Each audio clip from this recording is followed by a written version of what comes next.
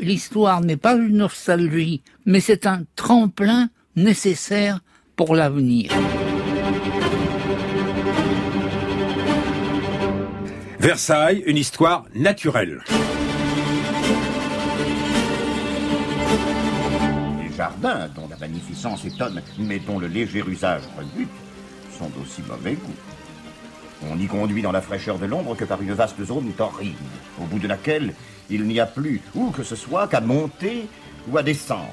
Et avec la colline qui est fort courte, se terminent les jardins. L'abondance des eaux forcées et ramassées de toutes parts les rend vertes, épaisses, boueuses. Elles répandent une humidité malsaine et sensible. Voyez-vous, la violence qui a été faite partout à la nature repousse et dégoûte malgré soi.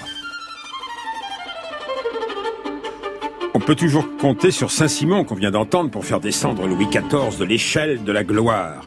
La versaillologie traditionnelle est accoutumée à chanter le triomphe du souverain sur la nature, de même qu'il touche les écrouelles, il fait surgir l'eau vive et les jardins. Le petit duc, évidemment, n'est pas convaincu qu'en matière d'aménagement, l'action du grand roi soit plus juste que dans d'autres. Qu'est-ce que ce domaine sans terre, sans bois, sans eau, demande-t-il avec la pointe d'exagération qui fait son charme. Et il constate qu'une fois l'eau venue à grands frais, elle est vite polluée de mille façons. Et que dire des animaux? On réussit à les rendre nombreux pour la chasse, mais à peine est-on dans un cycle favorable pour le gibier qu'il se retourne illico. Le roi machine, le roi tuyau, fait construire des rigoles et des canaux. Le roi chasseur des murs pour retenir le gibier. Il n'empêche, des flux d'eau, d'animaux entrent, sortent, se régénèrent, avec lesquels il faut négocier par arrangement, expérimentation, au gré de difficultés qu'on n'avait pas anticipées. Saint-Simon, qui regardait toujours en arrière, serait content de nous entendre dire, dans notre langage d'aujourd'hui, qu'il ne peut y avoir d'absolutisme environnemental. La marche de l'histoire, France Inter, Jean Lebrun. Avec Grégory Kellett, bonjour. Bonjour. Alors, vous enseignez l'histoire de l'environnement à l'université de Saint-Quentin. L'université de Saint-Quentin, c'est divisé en deux. Les scientifiques, c'est Versailles. La mairie de Versailles trouvait que c'est très bien. Et les littéraires, je ne sais pas si vous êtes du côté des littéraires, c'est à Saint-Quentin-en-Yvelines, loin de la bonne ville de Versailles. Oui, c'est ce qu'on raconte, mais sur une période reculée qui était 1991, la création de l'université, donc on n'a pas de source exacte. Très bien, tandis que vous travaillez sur archives. Qu'est-ce que c'est l'histoire de l'environnement? Parce que vous avez un poste d'histoire de l'environnement à Saint-Quentin-en-Yvelines. Vous dites l'histoire de la nature contient beaucoup d'histoire humaine, ça tout le monde en est convaincu, mais l'histoire humaine contient beaucoup d'histoire de la nature. L'histoire de l'environnement, c'est l'idée que la nature n'est pas simplement un tableau, un cadre devant lequel se déroule l'histoire des hommes, mais que cette nature, par sa matérialité, ses forces, ses flux, ses cycles, eh bien, configure les sociétés humaines, le pouvoir. Et à l'inverse, l'homme lui-même a un impact sur cette nature. Donc c'est une histoire de la manière dont on ne peut pas dissocier les deux et dont nous avons cru qu'on pouvait les séparer. Alors, dans un autre coin de la région parisienne, au nord, au Bourget, se tiendra COP21 au mois de novembre-décembre. Qu'est-ce que c'est que cette famille qui ne sait pas compter jusqu'à 20? Vous parlez de Louis XIV, de Louis XV, de Louis XVI, et vous comptez jusqu'à 21 dans votre livre Versailles, une histoire naturelle qui vient de paraître aux éditions de La Découverte. Si vous voulez, on revient un instant quand même au 1er septembre 1715, Pierre Schaeffer, dans ses émissions de La Libération, avait fait dire à Pierre Brasseur ce texte.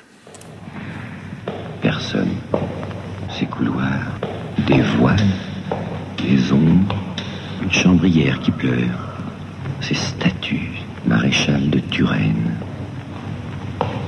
le prince de Condé, Racine, Bossuet, Colbert, Louvois, Molière, tous partis avant lui. Monsieur, frère du roi, est mort. Madame est morte. Les fils, les petits-fils, les parents, les amis du roi qui sont morts. Le siècle du grand roi, le grand siècle est mort. Et le petit parc est vide, et le grand parc tombé dans l'ombre. Vous insistez beaucoup d'ailleurs sur petit parc et grand parc. Parce que c'est une des clés de ce que j'ai appelé l'invisibilité de Versailles, c'est-à-dire la manière dont aujourd'hui, visitant Versailles, eh bien, il y a toute une partie qu'on ne voit plus, et même que l'on a du mal à imaginer, qui est ce grand parc qui entourait le petit parc, c'est-à-dire le petit parc étant le jardin géométrique, mais aussi cet ensemble d'à peu près 400 hectares qui subsiste aujourd'hui, et qui n'est qu'une toute petite partie de l'étendue de Versailles au temps de Louis XIV. Alors, en 1715, c'est quoi le domaine plus Marly? 11 000 hectares? Voilà, 11 000 hectares. Et à la veille de la Révolution française, si on additionne les domaines qui sont autour comme Rambouillet, on atteint un chiffre colossal qui est quasiment 20 000 hectares. Le domaine de Versailles aujourd'hui, c'est moins de 1000 hectares. C'est moins de 1000 hectares, absolument, oui. Le petit parc et le grand parc étaient séparés? Ils étaient séparés par un mur qui existe encore aujourd'hui, qui était un mur relativement modeste. Enfin, il existe des restes. Des restes, voilà, exactement. Mais il reste quelques portes. Mais la séparation, disons, entre les deux était beaucoup moins importante qu'elle ne l'est aujourd'hui dans l'imaginaire. Et en tout cas, la séparation entre les jardins géométriques et le parc est en grande partie un anachronisme, même si on y insiste toujours. Je cherche des repères familiers à nos contemporains. Enfin, je ne dis pas que la lanterne puisse être un lieu facilement visitable. Il a été arraché par Nicolas Sarkozy à François Fillon. Mais dans le décor de la lanterne c'est dans le Grand Parc. Oui. Le pavillon de la lanterne, c'est dans le Grand Parc. Qu'est-ce que c'est le décor de la lanterne? Les décors de la lanterne, ce sont des têtes de cerf, puisque c'était un lieu occupé par le gouverneur, et c'est l'ensemble du domaine des chasses, en fait. Ça nous rappelle comment Versailles était un domaine de chasse, qui était utilisé avec une très grande fréquence, et qui était aussi important que les éléments que l'on voit aujourd'hui lorsqu'on visite le château. Alors on peut commencer, ce sera notre première partie, par Versailles, mais on va évidemment ne pas laisser les animaux dans un rôle passif. Vous êtes professeur d'histoire de l'environnement. Hein, et il ne va pas seulement se laisser chasser tranquillement. Le roi Louis XIV, il chassait une fois tous les 3 jours? À peu près, il chassait, disons même 3 fois par semaine, 3 à 4 fois par semaine. Donc c'est absolument considérable. Et c'est plus encore sous Louis XV et sous Louis XVI? C'est un petit peu plus, avec des variations selon les années. Et surtout, ce qui est très important, ce qu'il faut comprendre, c'est que c'est chassé dans le même lieu.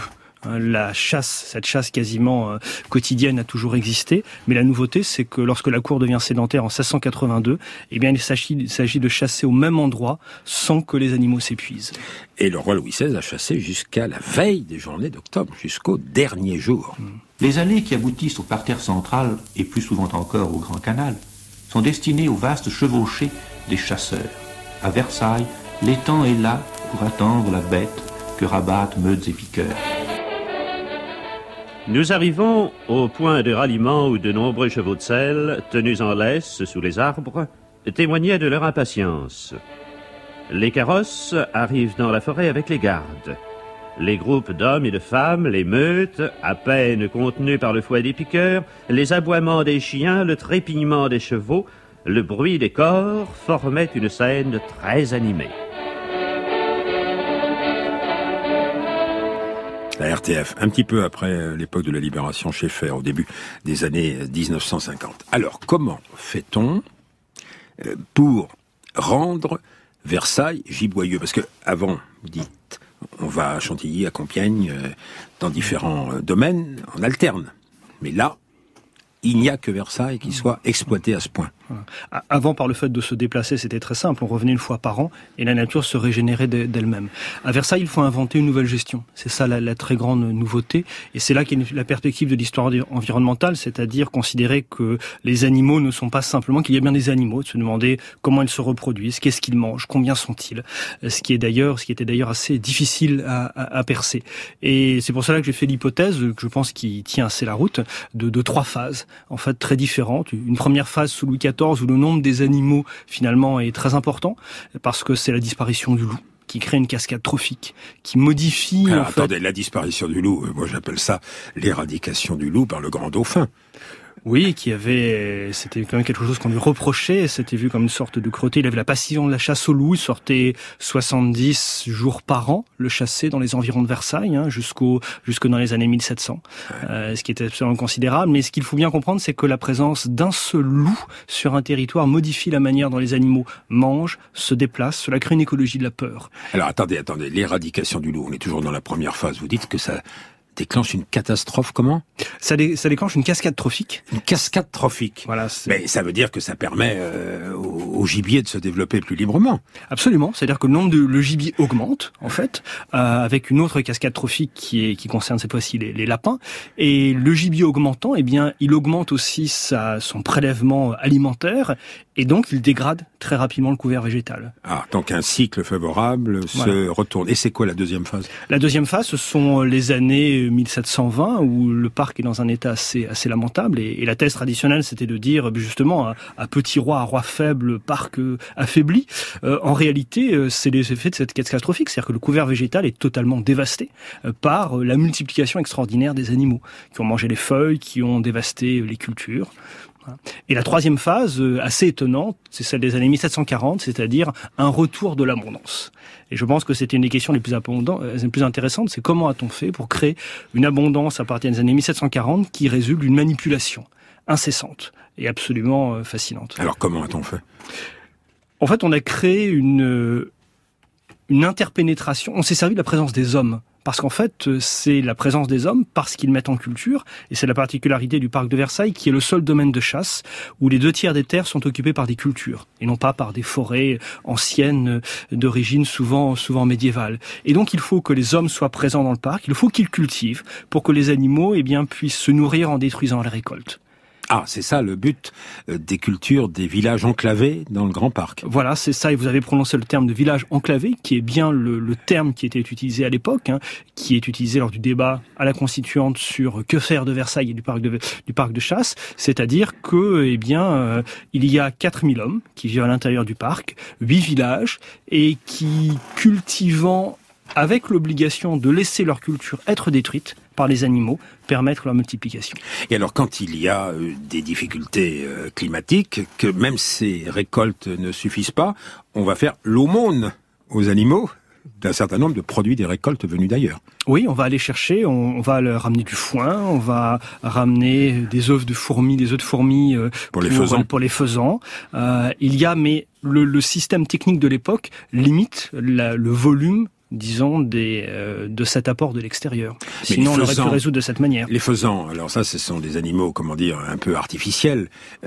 Ils sont des milliers, enclos. Oui. Il y a 3 faisanderies dans le parc de Versailles, dans le Grand Parc, 2 dans le Grand Parc et une dans le Petit, et la plus grande fait près de 400 hectares. Donc c'est absolument considérable. Et tout ça est surveillé par des gardes-chasse. Vous étudiez les archives de ceux qui assurent la police de l'endroit, et quand vous parlez de la chasse, vous mettez l'accent sur un personnage extraordinaire. Alors vous allez dire que c'est un pionnier de l'histoire de l'environnement. C'est un certain Georges Leroy, qui avait un poste important, commandant des gardes-chasse, qui pouvait donc, au milieu du XVIIIe siècle, souvent approcher de très près le roi, et il croyait à l'intelligence animale. Oui, c'est le premier à avoir défendu l'idée que les animaux apprenaient, que les pies avaient un langage. Et surtout, ce qui est très important, c'est qu'il défend l'idée que les animaux apprennent lorsqu'ils sont au contact des hommes, parce qu'ils se manipulent les uns les autres. Mais les pies, c'est un peu dangereux, ça.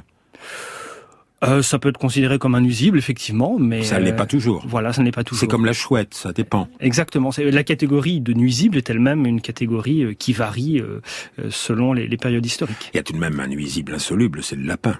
Oui, alors le lapin, ça c'est une histoire assez extraordinaire, puisque Louis XVI a écrit un seul texte de loi, il en était extrêmement fier. Bah oui, c'est son édit sur les lapins. Il a dit à son ministre, vous voyez bien que je travaille de mon côté, c'est un texte sur les lapins. Voilà, et on aurait tort de s'en moquer, parce qu'en fait c'est un texte en réalité extrêmement sérieux et très complexe, c'est comment faire pour éliminer les lapins, alors même que leur multiplication est due à l'éradication des nuisibles, que sont les furets, les belettes, pour protéger les faisans. Tandis que le faisan, lui, est le bienvenu, mais aussi des animaux assez artificialisés aussi quand ils pénètrent dans la cour, telle la vache qu'on voit ici surgir dans une leçon de danse et de musique. 1, 2, 3. 1, 2, 3. 1, 2, 3. 1. Oh non! Qu'est-ce que c'est que ce bruit? Bon, reprenons. 1. Oh, mon Dieu! Qu'est-ce que c'est que ça? Nos princesses ont besoin de lait frais. Il est donc naturel qu'ils soient livrés à domicile.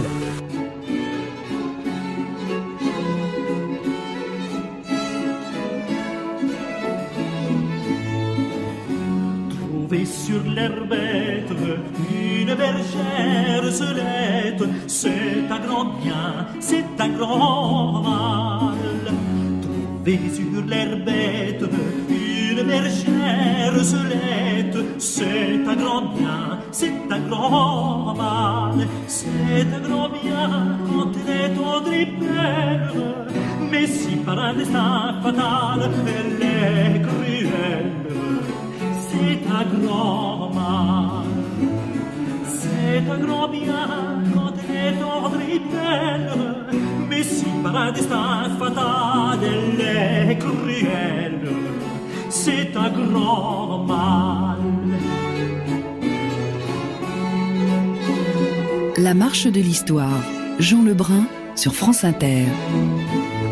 Herbette, vous avez bien entendu le mot Herbette à Galipette et les frais, nous sommes à Versailles en ce 1er septembre, anniversaire de la mort de Louis XIV, avec Grégory Kenneth qui a tenté à la découverte une histoire de Versailles ou naturel. On parlait de la chasse, je voudrais qu'on parle, c'est une question bien documentée, mieux peut-être que celle de la chasse, des eaux.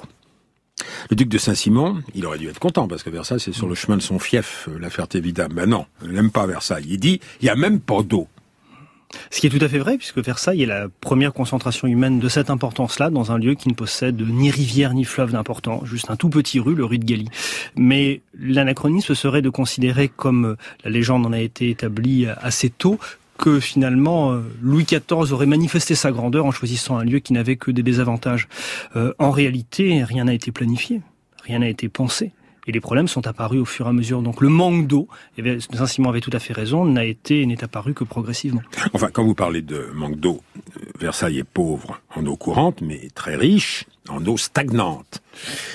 Oui, parce qu'il y a des couches d'argile qui retiennent l'eau, donc le grand parc est assez humide. Et puis les eaux, il y a aussi les eaux que l'on rejette. Versailles, il faut imaginer la population, c'est 4000 personnes qui vivent à la cour. Versailles est pleine d'eau sale et puante. C'est aussi une chose qu'on a perdue de Versailles, c'est son odeur épouvantable. Mais il faut relire le duc de Saint-Simon, là aussi. Et donc on n'a pas planifié ça, on n'a pas envisagé ça, on n'a pas pensé que l'eau, ça retiendrait peut-être 40% du budget du domaine, c'est ce que soutient Joël Cornette.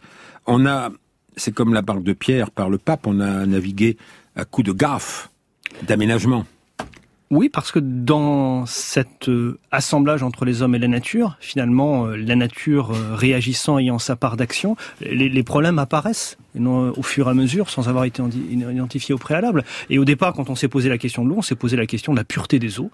Et les fontaines étaient de relativement bonne qualité, il y avait des sources de bonne qualité, et donc la situation n'était pas défavorable. Oui, enfin, vous minimisez quand même, Grégory Kenneth, le rôle du roi tuyau, le rôle du roi machine, l'observation du terrain, et ensuite sa mathématisation pour son aménagement. Oui, puisque le problème des eaux de Versailles a été résolu par la gravitation, c'est-à-dire construire autour du château un gigantesque réseau de 150 km de canaux qui s'appellent les rigoles, qui sont des choses pas très impressionnantes dans le paysage, mais ce réseau considérable est finalement drainant l'ensemble des eaux de pluie avec un réseau d'étangs artificiels. La nouveauté, cette question est relativement bien connue d'un point de vue technique. La nouveauté, c'est une question très simple, c'est de se demander comment cet espace technique, se superpose-t-il à l'espace social, à la vie des hommes. Tenez, je vais vous faire écouter un reportage réalisé ici par Jacques Ségal, l'homme qui est de l'autre côté de la vitre. Vous voyez, il a pénétré dans le sous-sol de Versailles. Il est allé en profondeur avec son camarade Pierre Ganz. Alors, ils ont soulevé une lourde porte et les voici qui progressent en compagnie d'un fontainier, Georges Tessandier. C'était au temps où Jacques Ségal était svelte, il y a une vingtaine d'années. Nous sommes dans une petite descente derrière le bassin du combat des animaux. Le sol est sablonneux, il y a hauteur d'homme dans ce souterrain, sur le sol duquel court une conduite. Je suppose que c'est une conduite ancienne. Dès que je pourrai me retourner, je poserai la question à Georges Tissandier qui est derrière moi, parce qu'on marche à la queue leu ici. C'est une galerie d'époque, ça. Vous pouvez constater, en faisant balader votre lampe, que ces galeries sont parfaitement sèches. Il n'y a pas de condensation. Et donc, c'était déjà techniquement une réussite. Il y a combien de kilomètres de tuyaux comme ça sous terre ici? Globalement, je pense que sur Versailles, il y a environ une trentaine de kilomètres. En galerie comme ça? En galerie, dans le domaine intramuros de Versailles. C'est un dédale de galeries où il est très facile de se perdre et où il faut vraiment identifier les canalisations avant de savoir et d'intervenir surtout. Georges Tissandier me fait signe, il veut absolument que je monte à une échelle. Voilà. Et je vais faire une découverte, m'attendez. Et je découvre, alors là c'est absolument extraordinaire, c'est un tunnel voûté absolument étonnant en maçonnerie. Là, vous êtes dans le réservoir sud, le réservoir sous terre sud, qui s'appelle un réservoir cathédrale, et c'est ce qui explique ces voûtes, vous voyez. Et ça a été fabriqué en 1672, sous l'autorité de l'ingénieur Francine, ingénieur florentin. Le réservoir sous terre nord est identique à celui-ci. Dans le faisceau de la lampe, je vois le reflet des voûtes dans l'eau. C'est totalement féerique, un endroit magique, ici, à Versailles, découvert grâce aux fontainiers. Alors vous n'êtes pas allé, vous, comme Pierre Cans, accompagné de Jacques Sigal, jusque dans ces 32 km de galeries souterraines? Non, parce que je me suis intéressé à ce qui était encore plus important, c'était le réseau qui était à fleur d'eau, en fait. Oui, mais les deux sont surveillés. Vous insistez beaucoup, on parlait tout à l'heure des gardes-chasse, sur la police des eaux. On volait du matériau. On volait des tuyaux. On aurait pu peut-être voler en profondeur aussi. On volait des tuyaux, on volait des raccords, on volait même des morceaux de toit quand on pouvait le faire, parce que Versailles était plein de conflits environnementaux. Parce que justement cette partie souterraine n'est qu'une toute petite partie. Imaginez, ici nous sommes à la maison de la radio, imaginez que les flux de matière, d'eau, d'électricité de Paris qui nous entourent soient tous visibles et soient même sur la même hauteur que les piétons. Eh bien, on verrait, c'est Versailles au temps de Louis XV. Oui, Louis XIV, pardon. Le roi Louis XIV ou Louis XV règne sur les flux qui entrent, prétend les régler. Mais les flux qui sortent, et les flux qui se régénèrent. Les flux qui sortent, c'est plus complexe puisque les rivières et les fleuves, en fait, ont pour fonction aussi d'éliminer toutes les ordures. Et Versailles, justement, n'a pas cela. Donc on rejette directement dans des pièces d'eau, d'où le fameux étang de Clagny, qui l'on est obligé de combler, qui est juste à côté de l'actuelle place d'Armes d'aujourd'hui. Et qui devient complètement nauséabond. Absolument. La pièce d'eau des Suisses était absolument nauséabonde aussi. C'est-à-dire que le roi n'arrivait pas à contrôler, par exemple, les égouts de la ville et les déchets de la ville? Alors, sur la ville, la situation est peut-être un petit peu plus favorable. Parce que tout ça coïncidait aussi. Oui, mais c'était une ville nouvelle. Donc, étant une ville nouvelle, on a pu construire, en fait, en quelque sorte, les canalisations en même temps que la ville, mais ça se heurtait à un certain nombre d'usages, puisqu'en fait, les usages n'étaient pas respectés. Par exemple, chaque maison avait une fosse dans laquelle les détritus allaient, et il fallait la faire vidanger, et pour économiser, pour ne pas payer, les Versaillais ne me vidangeaient pas forcément comme il fallait, ou laissaient couler directement dans la rue. Alors, vous avez parlé tout à l'heure du commandant des gardes-chasse, un peu en symétrie, puisqu'on parle des eaux, là. Un autre personnage qui est important dans votre livre, Versailles, une histoire au naturel, Gravois, qui est le maître des eaux, alors lui. Qui était inspecteur des eaux. Ce qu'il faut bien comprendre, en fait, c'est que la manipulation de cet écosystème conduit à créer une police qui est absolument omniprésente, extrêmement étendue pour les animaux comme pour les eaux. Et le problème de Gravois, c'est qu'étant à la tête de ce réseau de tuyaux de 150 km, qui va qui couvre tout le plateau de Saclay, eh bien, il a des fuites tout le temps. Ça fuite partout. Donc ce sont des problèmes incessants. Donc il fait des plans, il refait des plans, il fait un atlas. C'est sans fin. Donc vous prouvez que l'absolutisme environnemental n'est pas possible. En revanche, la répression existe. Et on rigole pas quand on a été piqué à voler des matériaux. C'est quoi, le fouet Ça peut être marqué à la fleur de lys, avec une fleur de lys marquée au fer rouge à fleur de lys. Menace de peine de galère contre certains, de déportation aussi pour les cas les plus extrêmes. Mais c'est la pédagogie punitive de l'État français dit absolutiste, c'est-à-dire qu'il s'agit de faire un exemple très frappant et de fermer les yeux sur le reste. Oui, enfin, vous êtes très méchant là avec la monarchie absolue, parce que l'éradication du loup, par exemple, chapitre animaux, ou bien l'éradication de tout le gibier, c'est grâce à la République, et au lendemain de la Révolution, et sous la Troisième République. Oui, Parce qu'en fait, l'absolutisme était beaucoup plus grand en matière environnementale de ce point de vue pendant la. Alors de ce point de vue qui est plus complexe. La République. Absolument, parce que l'absolutisme a une sorte de pacte social qui est différent du côté de la République. Allez, pour marquer en contrepoint de vos propos un petit peu de versaillologie classique, on finit, si vous le voulez bien, parce qu'on n'a pas parlé de l'arbre, avec Alain Baraton, qu'on connaît bien, sur France Inter. Je voulais surtout vous montrer l'arbre le moins connu de Versailles, mais celui qui a ma préférence, et en plus, c'est le plus vieil arbre de Versailles. La datation officielle de cet arbre prétend qu'il a germé en 1680, mais il y a un pourcentage d'erreur de 3%. Alors vous voyez, c'est pratiquement rien.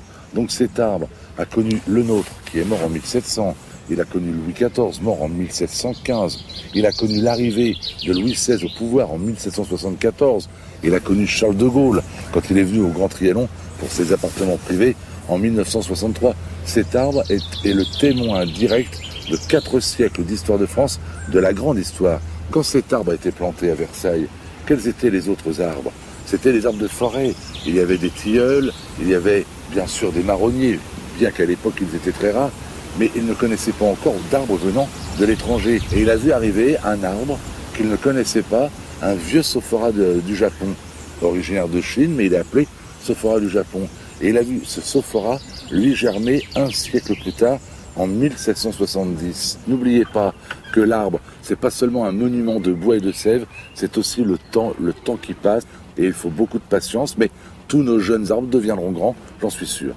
Oui, le temps qui passe, vous, qui êtes un pionnier, Grégory Quesnette, de la grande histoire que sera l'histoire de l'environnement, c'est une beaucoup plus longue durée que vous considérez.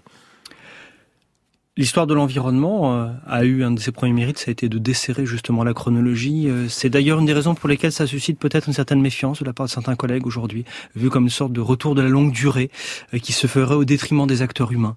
Je suis pas du tout d'accord avec cette perspective-là, puisqu'au contraire, l'histoire de l'environnement, c'est réintroduire de manière centrale les rapports de force, repolitiser la nature, l'idée qu'entre les hommes et la nature, il n'y a pas une sorte d'équilibre et d'intemporalité, mais au contraire, il y a différentes temporalités, des impacts, et que l'un et l'autre se configurent, en fait, en quelque sorte, se manipulent. L'imprécation extrême des hommes et de la nature. Merci à vous, Grégory Quesnette. On retrouvera toutes ces problématiques au long de cet automne, avant COP21. Mais aujourd'hui, nous parlions de 1715, de Louis XIV, de Louis XV et de Louis XVI à Versailles. L'émission a été réalisée, je l'ai dit, par Jacques Sigal, Ilinka Negulesco, Frédéric Martin, Franck Olivard dans l'équipe de la Marche de l'Histoire, et à la technique, Mathias Alléon.